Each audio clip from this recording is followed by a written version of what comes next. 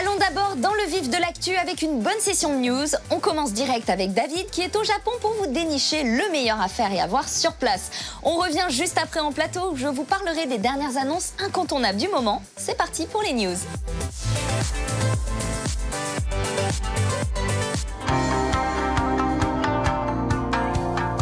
Konnichiwa, salut à tous, aujourd'hui nous sommes à Tokyo, près du quartier d'Harajuku et je vous emmène visiter le sanctuaire de Meiji Jingu. Mais attention, pas simplement pour faire du tourisme, mais plutôt pour comprendre les différents éléments d'un sanctuaire Shinto. Bon, je ne vais pas vous faire un cours sur le shintoïsme car c'est très compliqué. Retenez simplement que le shinto c'est la religion principale au Japon et que c'est une forme de religion polythéiste avec un nombre quasi illimité de divinités que l'on appelle des kami. Et ces kami peuvent se trouver aussi bien à l'intérieur des êtres vivants qu'à l'intérieur de choses non vivantes comme une rivière ou une montagne.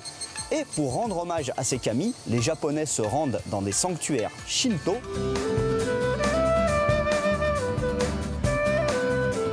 Lorsque l'on est shintoïste, avant de pénétrer dans un sanctuaire, on doit normalement se purifier au niveau du Chidoya. C'est ce bassin rempli d'eau avec des petites louches spéciales.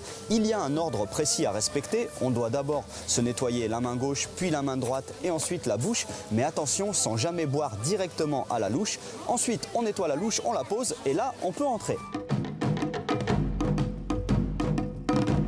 Nous voici dans la partie la plus importante du sanctuaire, mais je dois vous dire quelque chose d'important pour votre planning de visite. Jusqu'aux Jeux Olympiques de 2020, Meiji Jingu est entièrement en travaux, donc tout est recouvert par des bâches en plastique qui reproduisent les bâtiments. Bon, ça fait très fake hein, pour les photos, désolé.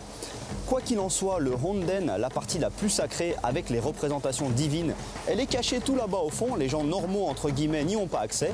Par contre, n'importe qui peut venir faire une prière au niveau du Haiden, l'oratoire, selon un rituel très précis. En général, on arrive, on fait une petite offrande avec une pièce, on s'incline, on tape 2 fois dans ses mains, on fait sa prière, on se réincline et on repart.